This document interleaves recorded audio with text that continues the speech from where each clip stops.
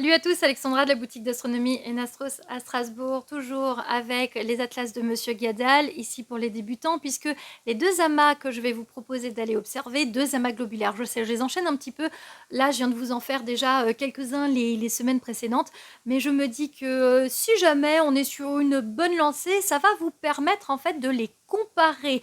Je vous propose d'aller dans la constellation de l'Ophiuchus ou du Serpentaire, répertoriés par Charles Messier au numéro 10 et au numéro 12. Oui, je vous en propose deux parce que les deux sont vraiment super proches et vraiment il faut aller les voir ensemble. Ils ont une magnitude, alors respectivement, on est dans l'ordre de 6,4 en magnitude et de 7,68, environ situés tous les deux à 14-15 000 années-lumière de nous. Vraiment, je les ai vus depuis Strasbourg, donc, alors je dirais pas depuis Paris, mais on peut les voir quand même plutôt bien, même dans une ville avec de la pollution. Ils sont moins beaux par contre que lorsque je m'éloigne un petit peu des lumières, mais ils restent observables. Alors pour repérer la constellation du Serpentaire, moi j'aime bien dire Serpentaire, donc je vais l'utiliser. Alors pour repérer cette constellation, c'est pas une constellation en fait qui est très lumineuse, elle est surtout très grande, elle est extrêmement vaste dans le ciel en ce moment en été, vers le sud, juste au-dessus du Scorpion et du Sagittaire.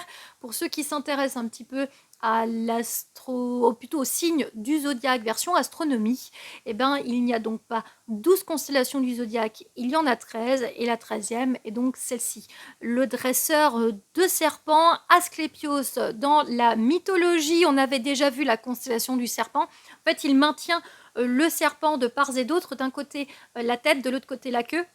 Et donc la constellation en fait est gigantesque avec des étoiles plus ou moins lumineuses, mais pas non plus vraiment pas flagrantes.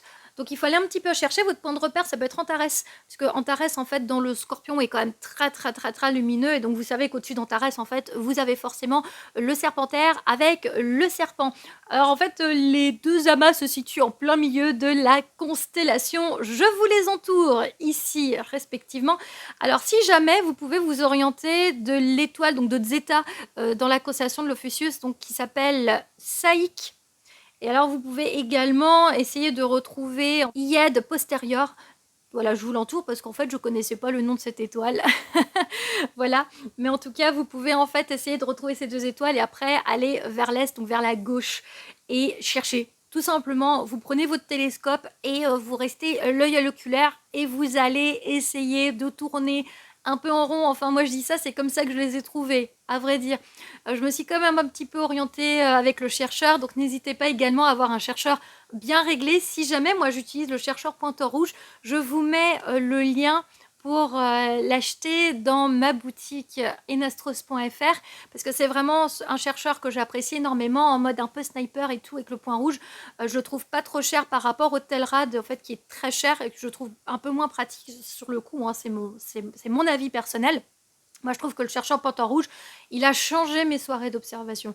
À vrai dire, j'ai même appris sans chercheur, et le chercheur maintenant pointeur rouge m'aide considérablement, même pour d'autres astres en fait du ciel profond, que ce soit M57 que l'on va voir un petit peu plus tard, M13 ou tous les autres en fait finalement un petit peu voilà qui sont quand même bien situés. On va pouvoir s'aider grâce aux chercheurs. Donc là ça va être un petit peu pareil, quand vous allez avoir votre chercheur, vous allez aller un petit peu vers l'est de l'étoile Saïk, et là en fait vous allez pouvoir essayer de faire justement une espèce de spirale pour essayer de les retrouver les deux. À un moment donné vous tombez forcément dessus. En tout cas, moi, c'est comme ça que je les ai retrouvés depuis Strasbourg. J'espère que vous arriverez à les voir. Je vous remercie d'avoir regardé ma vidéo. N'hésitez pas à vous abonner. N'hésitez pas également à me suivre sur les réseaux sociaux.